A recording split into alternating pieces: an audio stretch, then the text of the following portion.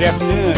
Welcome to Valley Homes on TV. I'm Todd Flesner, your host, along with Debbie Giordano. Hey! Hi, Deb. Oh, this is fun. I don't know if folks can hear you because we don't have a microphone on you this afternoon. It's okay. It's okay. Hey, but we've got a great show this afternoon, and we're going to be talking about origins today.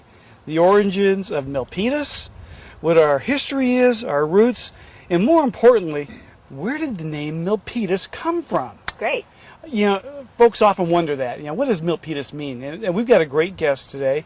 Craig Bunnell has been kind enough to join us, and Craig is a member of the Milpitas Historical Society, and he's got a very interesting theory on the origins of the name of Milpitas. And it's quite a story, and I think it's something that our viewers would be interested in. So, Craig, welcome. Thank you. We're glad to have you. So, where are we this afternoon? This is St. John's Catholic Church Cemetery. It's been here since the turn of the century. All right. And that's right along Piedmont Road. Yes. Just off of Calaveras. Actually, this turn right here used to be old Piedmont Road. Okay. So basically the cemetery has always been inside Piedmont Road. Okay. And so, and we're just down the street, maybe within a quarter mile of the... Yeah, Viso Adobe. It is a quarter mile. Okay. And so, and that's the original adobe here from the Milpitas area. Yeah, for the rancho. Correct. Well, you'll keep me straight on that our Okay. history here. That's your job today. So, the name Milpitas.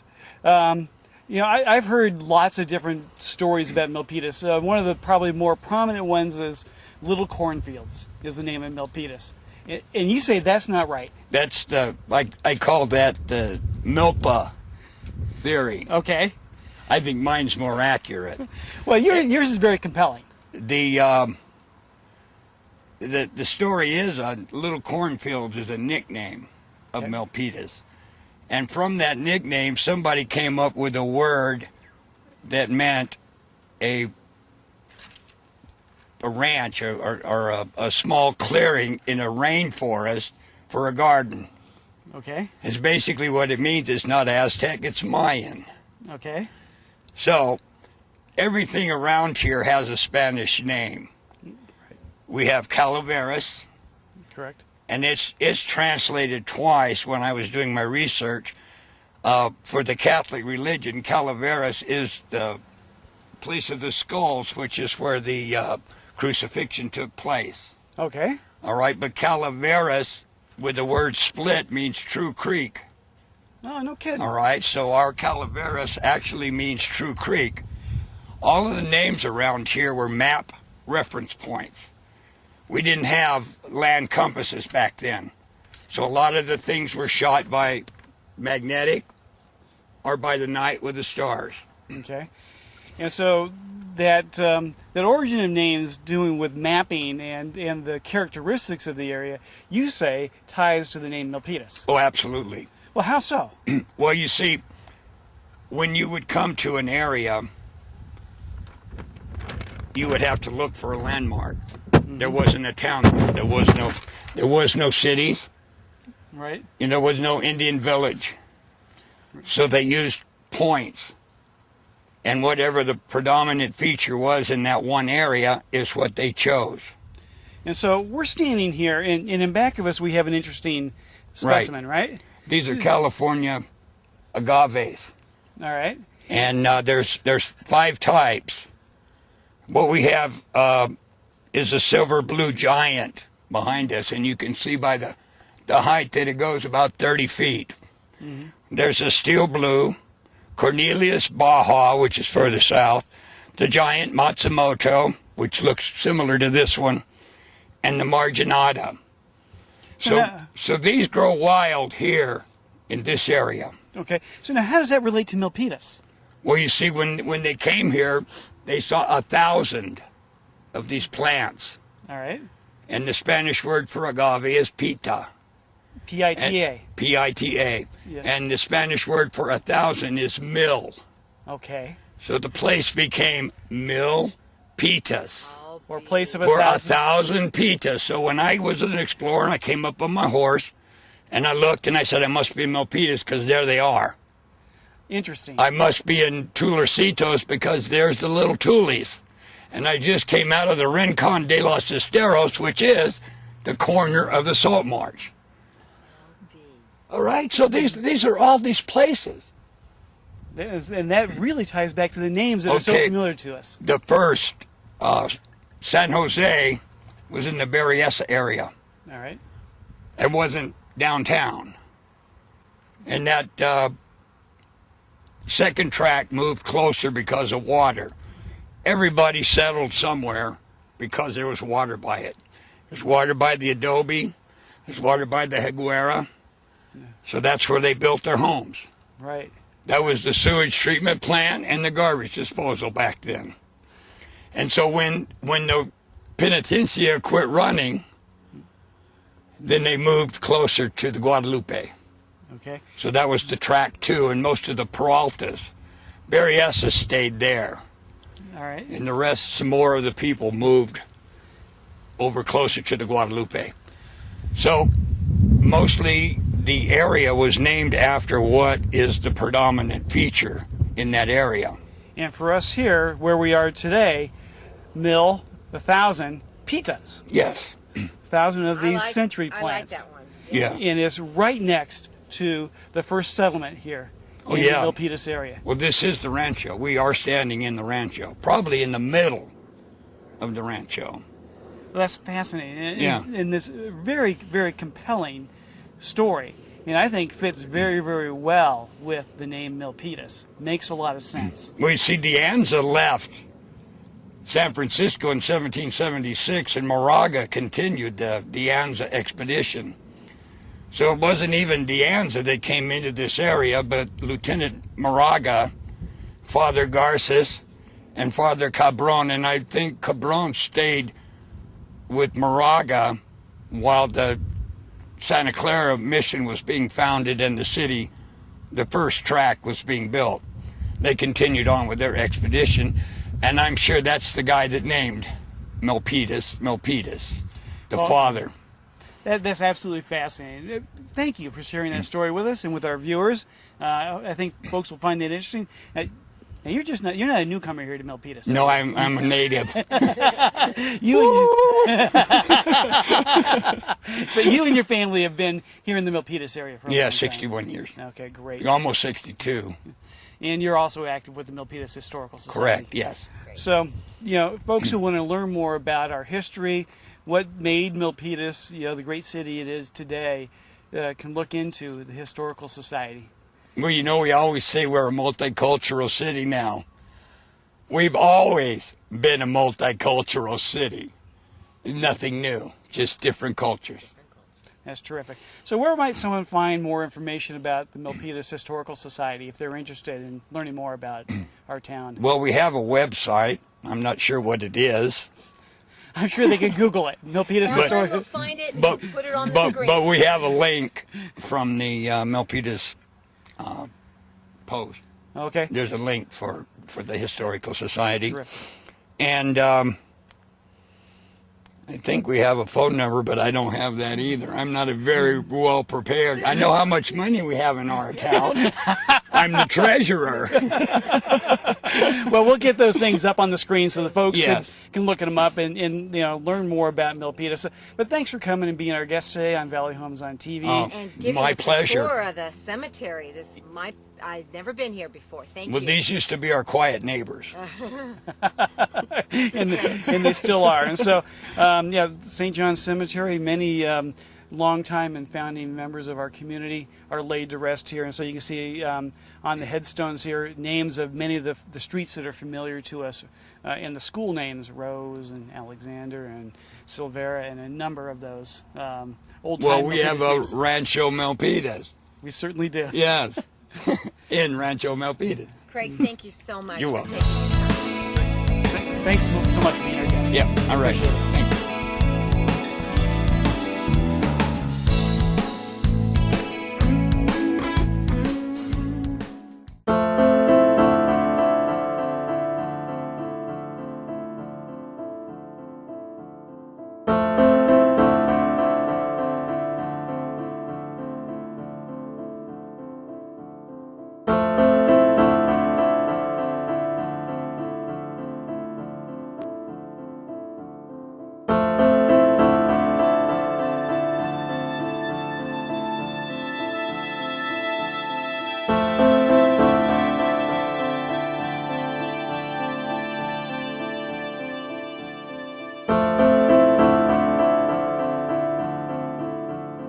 behind the wheel, there is no such thing as a small distraction. A public service reminder from the American Academy of Orthopedic Surgeons, who would rather help keep your bones strong than put them back together. Speak out against distracted driving at decidetodrive.org. My Jamie, she was my baby girl, my precious baby girl. When Jamie was a teenager, she would spend her lunch hours going to the tanning salons. I didn't realize how dangerous they were. If you tan when you're young, your risk for melanoma are increased by 75%. That's huge. What I would say to mothers that allow their daughters to tan, no mother should have to visit their daughter in a cemetery. 1 person an hour dies from melanoma. Jamie's hour was at 1 o'clock in the afternoon on Friday, March 16th, 2007. I hope no one else has to mark their hour. This message is brought to you by the American Academy of Dermatology. When my daughter asked me to come to her school to talk about my job, I wasn't sure if clinician scientists would be very interesting to her classmates. But when I told them that my research might prevent their grandparents from losing their sight, that got their attention. I'm working with the American Health Assistance Foundation to find a cure for macular degeneration, a debilitating eye disease. Macular degeneration is a leading cause of vision loss for people over 60, affecting over 11 million Americans. It's important to let young people know how to take care of their sight.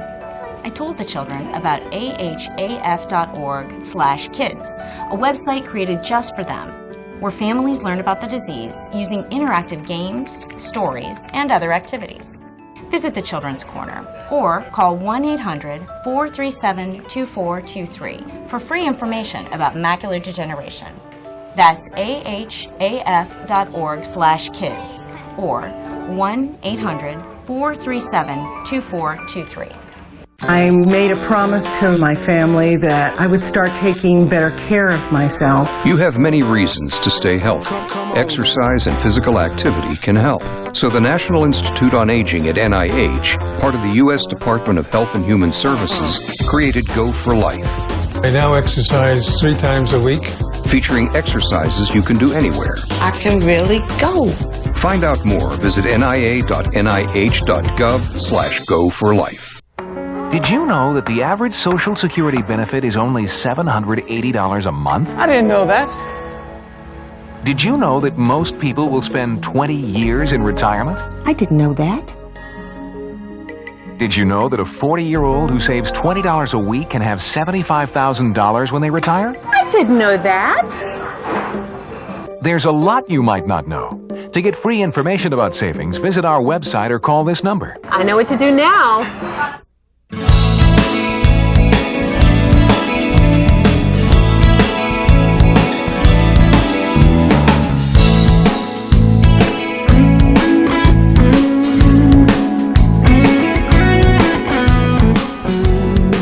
Welcome back, everyone, to Valley Homes on TV.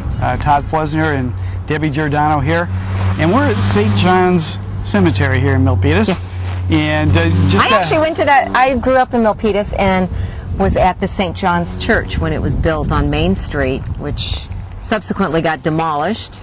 But we need to preserve more historical features here in town. Just like this cemetery, it would be wonderful if this was revitalized and preserved, just like we're doing the adobe. I'm glad I got to come here and see this, because it makes me think through, you know, how important our heritage and history is in this city. Absolutely. I mean, this is a part of our roots and in our background and history here in Milpitas, and yes. You know, getting an opportunity to talk with Craig this afternoon and learn more about the origins of the name of Milpitas and the area here, and how all the features of the land, you know, tie into the names that are familiar to us. And again, our plea, anybody out there that's watching this show that wants to join the Historical Society, that website and the phone number will be put up on the screen, and we need more folks to be involved with preserving our history. So right. Well, and I met Craig actually at one of the Historical Society events where he, did a presentation on the origins, and I thought that it was so compelling that it would be well worth our time to bring it to folks. Well, that was great. Hey, real estate, Milpitas. Yes. We're here. Actually, we're looking at homes all around. We have real estate. Can I give you some facts? Yeah, what's going on? Figures. Okay. Today, there are 87 pending sales, single family, 66 active, 145 closed in the last 6 months, of which 72 are under 500,000. And then last year, there were 81 pending, 93 active, 153 sold in the last 6 months, and 75 were under 500,000. Translate that into a healthy market, a good market, low inventory, so buyers don't have a lot to pick from, and you'll let us know if buyers are plentiful out there with those great interest rates that are out there. But townhomes, let me talk about that, Todd. 54 pending, 26 active, 75 sold in the last 6 months. A year ago there were 49 pending, 60 active, and 60 sold in the last 6 months. Again, that inventory has drastically dropped. In fact, you and I have a condo transaction together. The buyer found it on an open house. That's right. You're doing the loan for her. Right. And we're seeing a pickup in that condo market, and they're even talking about an issue with the appraisal. You and I talked about how folks determine value of appraisal. That's right. I know you get asked that question quite often, as do I. What's the value of my home? Well, I can tell you where you don't want to look at value, and I'd like to talk about that. Last week there was an article in the San Jose Mercury that talked about 4 ways online real estate valuations fail. So, if you're logging into Zillow, which a few of my clients are, they're very muchly misled because real estate is location, location, location. Those factors are so key, and Zillow does not take that into consideration. Street orientation, color of the house, a disturbing floor plan. Right. So Zillow really is just an aggregation of just the raw data, right? And it doesn't look at more of the features of the property, the things that are compelling someone to perhaps pay a little bit more or a little less to that property. Right. So it's data in. It doesn't really sift it real well and can be real misleading. Can be very, very misleading. Right. So we'll wait to see what our appraisal on that condo pops up to be for their clients. We certainly will. We'll see if Zillow's right or if the market is right. Right. So what are you seeing right now as far as buyers? People are really looking at the opportunity that we have now with home prices being as affordable as they can have been in a long, long time. I saw an article here recently in the Merc as well that the affordability index for homes in the Bay Area is at all-time lows. What that means is the number of people who can afford to buy their first home in this area, in this market, is at the highest percentage we've seen in a generation. That's encouraging. It really That's is. Great. And with the low interest rates, translating, making it more sensible to buy now than to rent. For many people, yes. If you can buy, those numbers really are starting to make sense if you start to pencil those out. What does it cost to rent? What's the cost to buy?